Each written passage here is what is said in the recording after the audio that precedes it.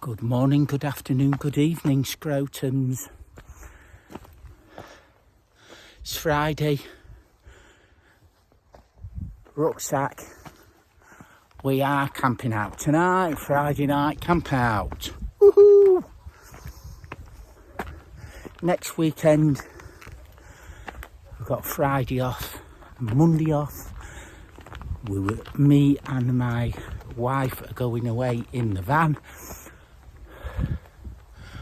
up the east coast, across to the left via the lakes, hopefully then up into Scotland. So that's the plan, rough up to now. So I've left work a lot later than normal. So we're going to an old favourite. I do come to this one quite a lot. Up. Squirrel. So we're off up, and across. Then we're going to go through the gate, round the wall, camping woods, up Lady Bower. Just got this steep hill off the bat, and then it's flat. It is literally only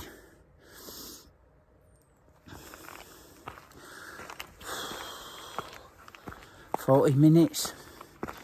Coming back, it's less than that, obviously, because I'm going up steep as a bastard hill. But fans down in car park.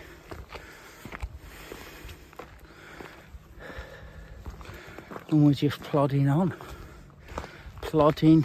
along nicely. Thank you. As you see, someone stole my hair, and I've been rocking for a week a D'Artagnan from Three Musketeers. Been rocking that out, scaring the wife. But it's only a joke, so off it came. Until it grows back again, and you never know, I might have a comedy half face. I can't really do that for work. I'm going to meet families. Would be good, that one here. Grow a beard for 2 months and then shave half of it off. I'll be doing that. What do you think? What do you think? Oh, just fucking chatterboxing here, aren't I? I've been nice all week.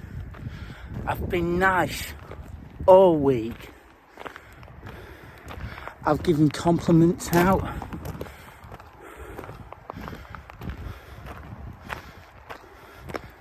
I've only told one person to fuck right off. And he laughed. And he told me to fuck right off back. So we was alright.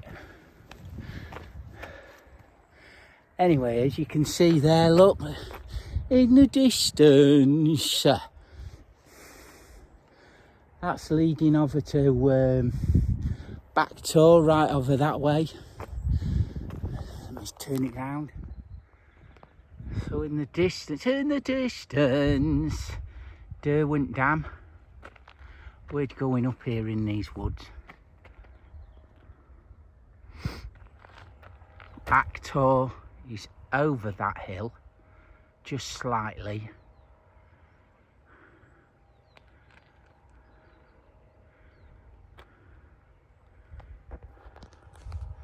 Van's only down there. So you can see we're not far. We're not far. Emergency. Emergency. Van's just there. We've not walked 18 miles today and camped. Well, we could do. We could walk all the way around, back up the other side, and then just camp on hill other side, just above Van. But we're not going to do that. No, we're not going to do that. Let me get going before it gets dark. It's Spooktober. Alone in the woods. While I'm blowing, we'll bring back story time, eh? Mainly because I was chatting to two funeral directors, more to one than to other, and we were talking about all sorts. One of them had done a little bit of climbing, and we was talking about heroes and have you met them and all like that. Luckily for me, I have met, when I started climbing, Rocket Ron, Rab, Martin Boyson, all the really famous people that were famous to me. I met, chatted to, pod, got on with, you know. And anyway, he says, I was always in awe of a bloke called Stevie Haston. He's a famous climber, mountaineer, skier, you know, you name it, that fella, runner, you name it, he's done it. He was rock hard back in the day. He did loads of first ascents. He was one of the first people to climb on slate properly in the Dinorwig quarries. Absolute fucking legend superstar. So, I told him a story about me and Stevie Aston in a very roundabout way. I've only met him from about, how far? I don't know, maybe 25 metres across, and across the room in Pete's seats. So I can't really say that I've met him, but I know, I know who he is. Anyway, me and a mate of mine had done a climb on the Dinas Cromlech in the Lamberris Pass. Anyway, months and months later, I was back there with my first wife doing this route, because a lot were wet, called Resurrection. I think it's given something like, I don't know, E4, 6A or something. It's quite, you know, it was all right for me back then, to be fair. But anyway, this geezer turns up. As I'm about a third of the way up, because I climb slow, I walk slow, I read fucking slow. Anyway, this geezer, big mop of curly hair, fucking sauced across the wall. And there's this route called Memory Lane. Gets to this little ledge, scoop thing. And then there's a really run out up at a ret/wall feature. Nose. And he was hanging on, shouting now. Sauced it. Made it look utter piss. I think it's given, I don't know, E35C, which back then wasn't that particularly hard for me to climb. So I looked across, I thought, I knew Andy Cave had done it. I thought to myself, that looks alright. I'll have me some of that. Anyway, we got to top, come down, pissed it down, so we retreated back to the car. Next day, glorious sunshine. I says to the wife back then, we're upman's. I'm going to do memory lane. Anyway, I sets off up this fucking little wall. Thought, this is a bit saucy. Traverse left a little bit. I'm on this little rampy bulge thing. I'm thinking, fucking hell, I could get a bit scared here. And I set off up this fucking wall. Anyone that knows it, or you can look it up on YouTube, I'm sure there's people who've done it. Very famous route in the Llanberis Pass in North Wales. Anyways, I'm fucking going up this wall, shitting my pants. Fucking so near falling off, you would not believe it. I thought it was going to be a fucking doddle. And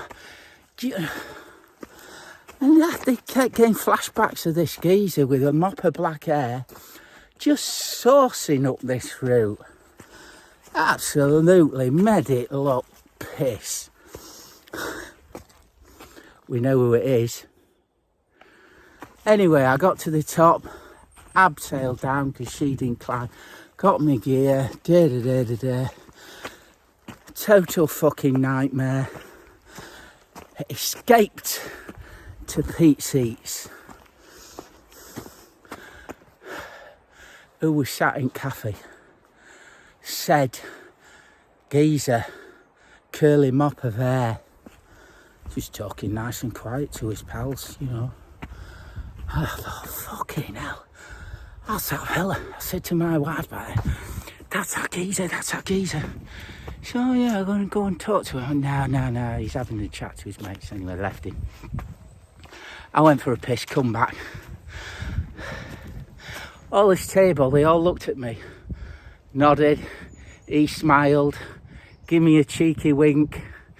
I sat down and they all got up and went anyway. And she says, oh, went over and told them he saw you doing that. Recounted the story of me shitting me pants. It was Stevie Aston.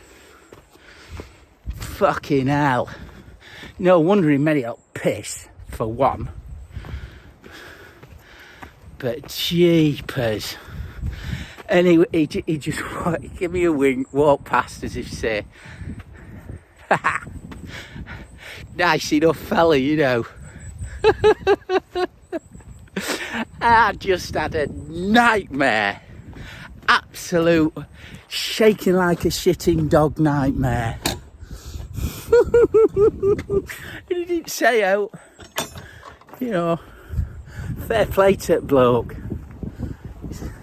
Him and his mates must have been having a cheeky laugh, you know.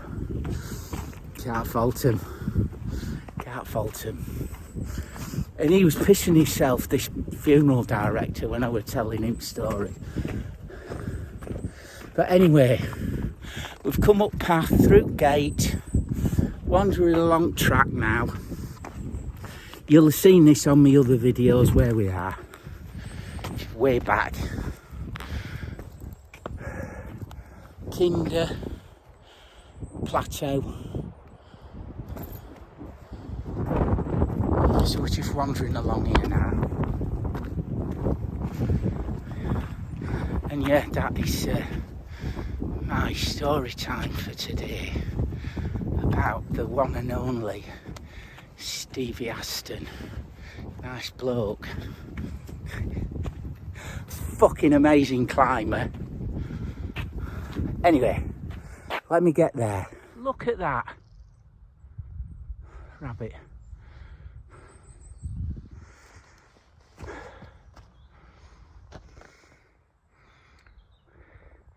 Left stumps in, fucking lot. That used to be like that. That's where I was going to camp. Bloody bastards.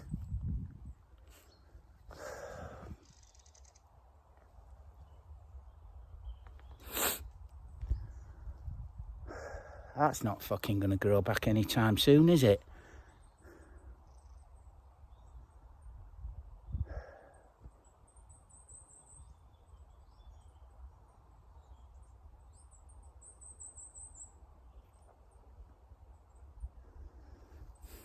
That's gonna be me.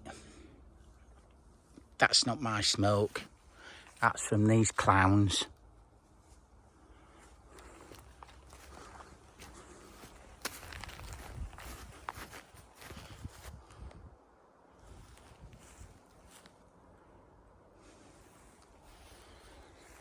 Anyway, I'm going to get me in there, that nice little flat bit there.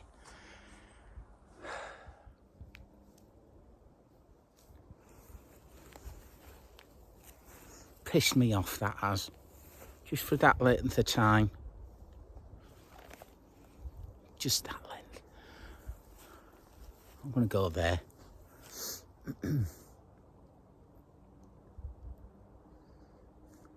There was lovely owls in this bit because it's nice big open pines, not this thick, fresh young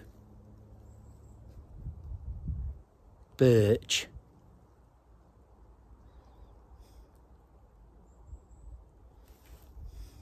It's all about that, innit? Anyway, let me get my tent up because it's getting late.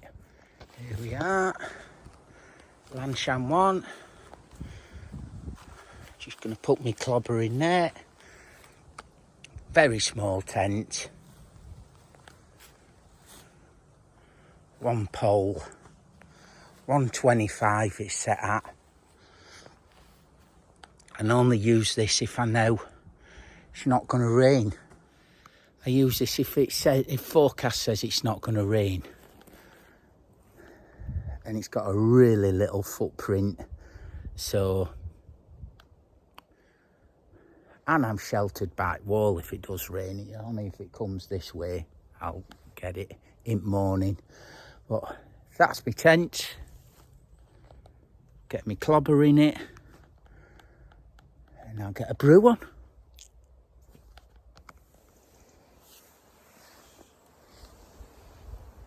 Cheers.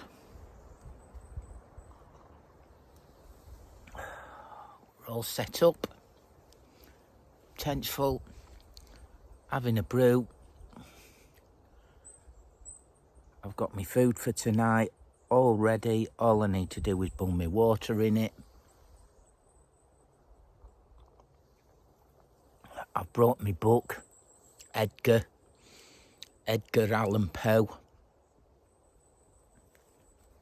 Spooktober. So I'll be reading that in a bit.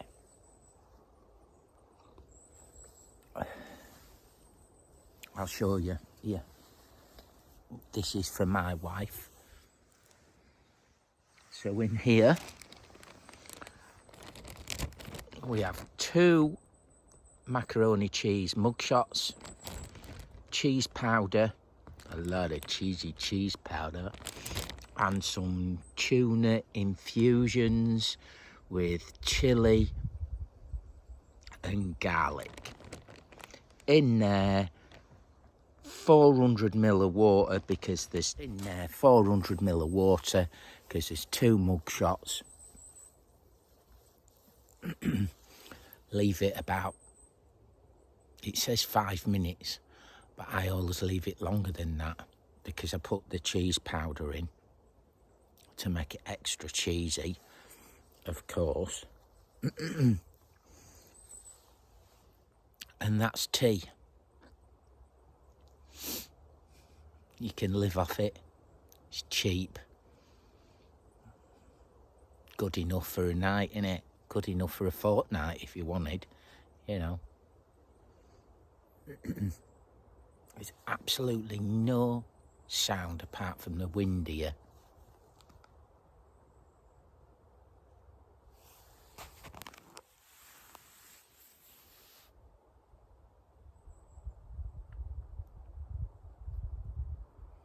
Just shows why these cloth heads have done. They've stripped it Scared the birds away.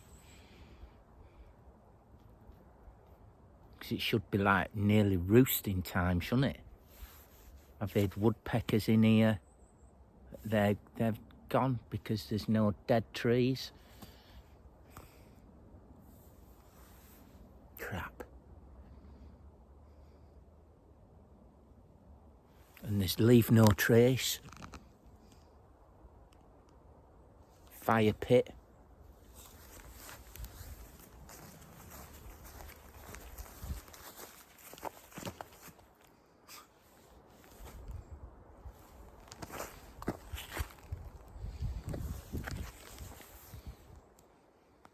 Hey. What they're driven down here, Unimog.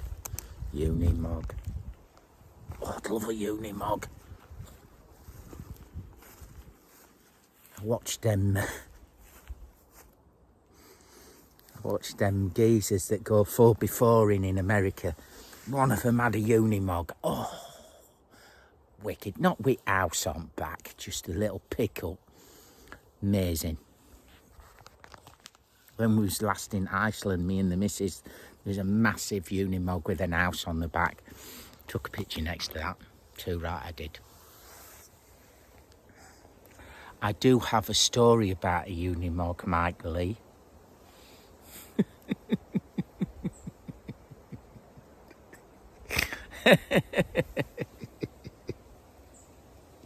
Oh, I wonder if he watches my videos.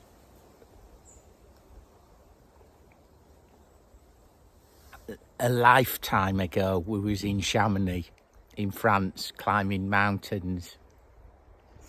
And we'd been up in the mountains. We was on us chin strap. And we were walking down. Oh, and it was just, we got off route with head torches through these fucking woods up in the Alps. It was a nightmare. It was like that. We was both knackered.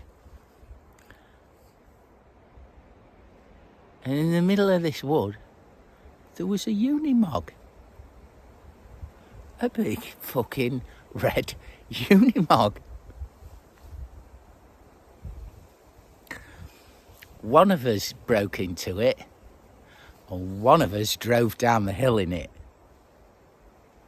One of us got it stuck in a river.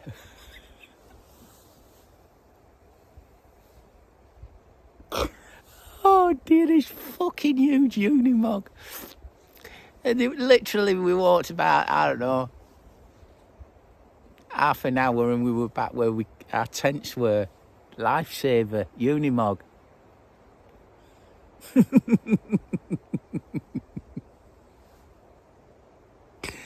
Driving down this hill like that in this fucking Unimog. Fruit trees, through that way, down.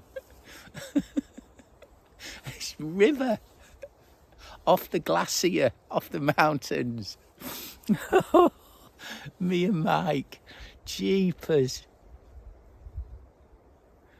Wonder if he remembers that. Oh dear me. It was a lifesaver though, that, because we was in a bit of a tangle, to be fair. We was in a bit of a tangle. Tired, hungry, at night. We'd kept for, I think, 2 days under boulders on the glacier. Was it 2 days? 2 nights or 1 night? Anyway, whatever. But I love me a Unimog. Oh, I do love a Unimog.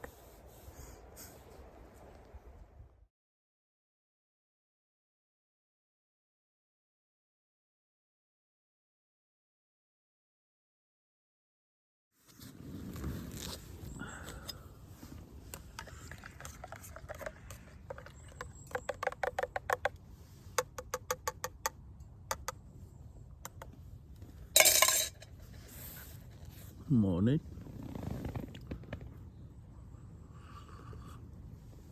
Oh, that's nice.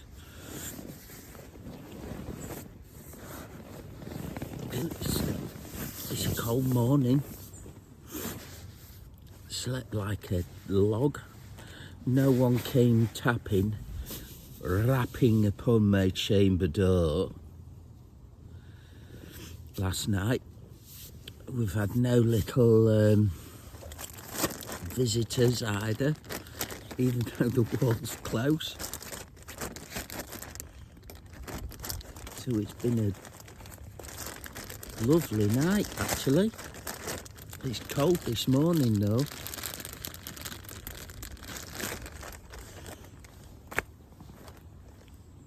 Oh. You caught me napping, rapping upon my chamber door.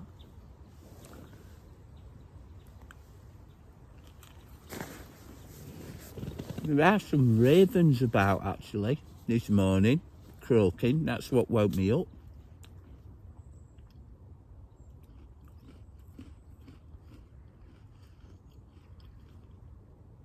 I think that's one of the best poems, The Raven by Edgar Allan Poe. Brilliant poem about his lost love, Lenore. It's a bit long though, that's the only thing. I can remember sections of it, but no matter how hard I try, I can't remember the whole thing. I could never be like an actor where you have to learn full lines of script. Good grief. Take some training, that, to train yourself to remember them.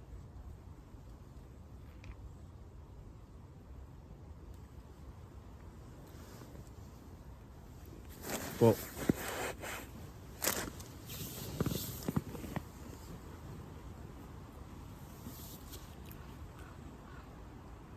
I'm reading the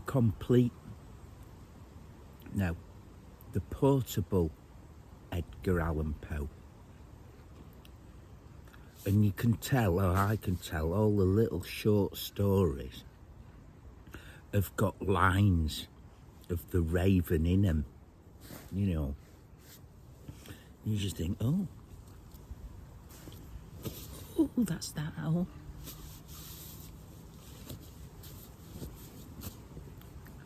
I only slept in my really thin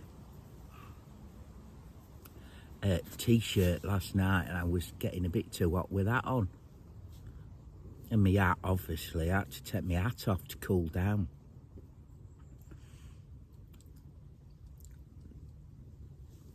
But it's chilly just, laid out here, not in my bag. But it didn't rain. There's a very slight dew on the inside of the tent. There's them ravens flying. Can you hear them?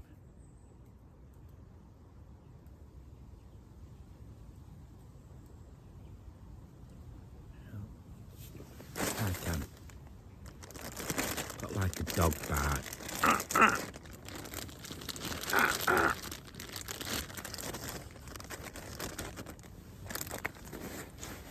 Probably said we've got them near our house, live up in the woods. And one, it's got a broken wing. And as a fledgling, it could only fly down. So it worked its way from these massive woodland near us, behind school, onto its school roof. Then it'd hop from yard to yard down. And it's got a really bad broken wing. And I didn't think it'd see winter out, to be fair. But that was about 3 years ago, and it can fly now.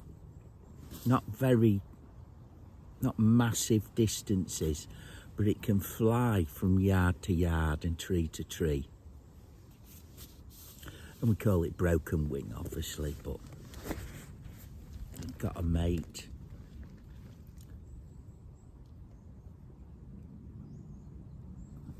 which still sits in the tree at the bottom of our garden.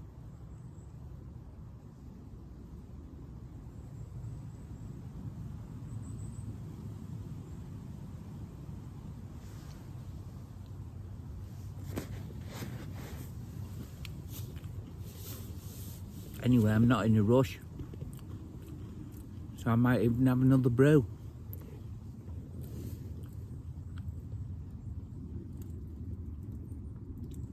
Just out looking at the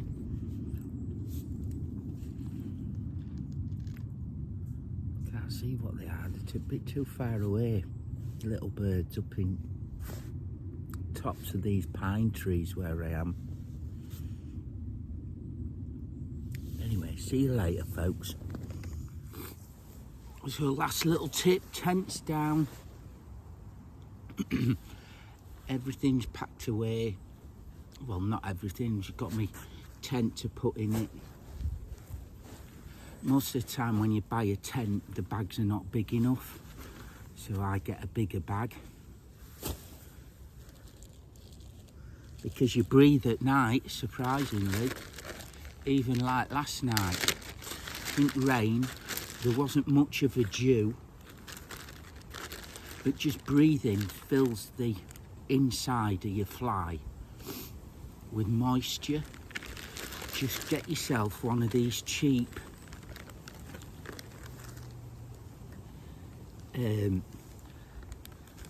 I don't know, they're like a cloth sponge. Anything, weigh nothing, and you can wring them out. I've wrung this out twice and I thought the inner was dry, so it's just extra weight you're not carrying. That's what I mean. Easy. And when you say we was on a multi-day hike or camp or whatever, you pitch in a dry tent, which is always good. So I always have one of these.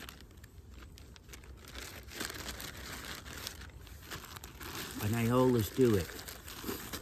That tent now won't need drying, won't need pitching to dry out, won't need hanging in my garage or out like that. It's just like that until I use it again, because I know it's dry.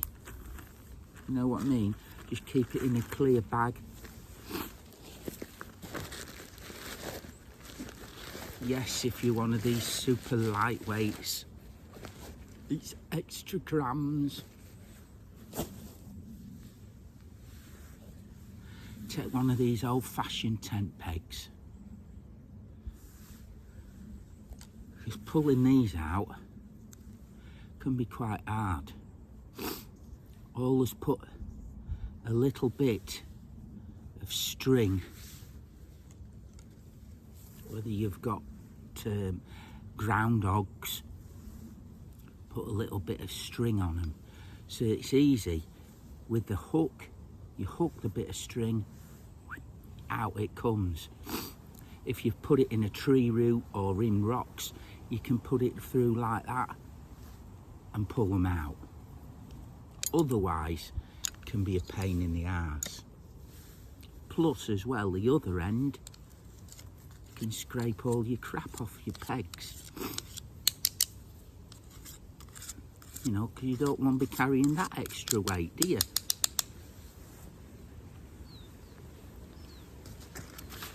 If you buy a tent with a fitted ground sheet, I don't do that. I use a body bag because I work in a mortuary. Just get a body bag, cut it to size. I'm left with the lid. This is part of a lid. Put it in the entrance vestibule. You can even cut that to size if you've got different tents. That way, if the grass is wet or you've got muddy feet, you're not traipsing it into your tent. Everything in your tent needs to be dry. Then on multi-day hikes, you've got your dry gear. As soon as you get in a tent, you don't have a nightmare then getting hypothermia, your sleeping bag's wet, all this bullshit. everything's dry. Yeah, there's a wasp. That goes in to my oversized tent bag. Yes, I know if you're one of these super lightweights who only carry enough tent pegs, you're going to be growling. Yes, Nigel, but you've got to carry it. Yes, so what? Jesus, carry one less sandwich.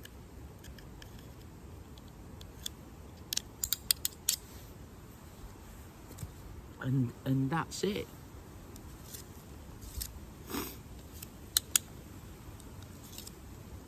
And I'd do this even if it were raining.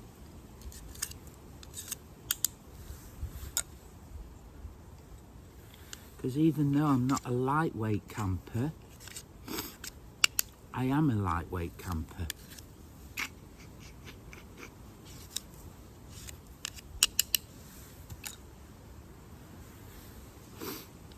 But these are just easy tips no one will tell you about. They expect you to know. And if you don't know,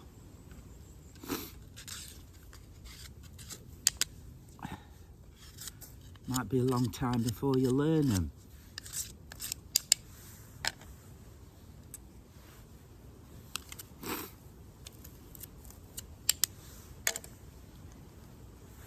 Anyway,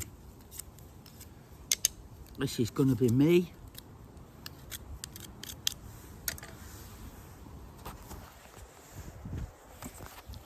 That's where I were. That's me pack. That's where I were. This is me. I'm going to say, see ya. Finish scraping me pegs, pack that, and I'm off, mans. It's been a lovely night, apart from them butchering the woodland and leaving no trace.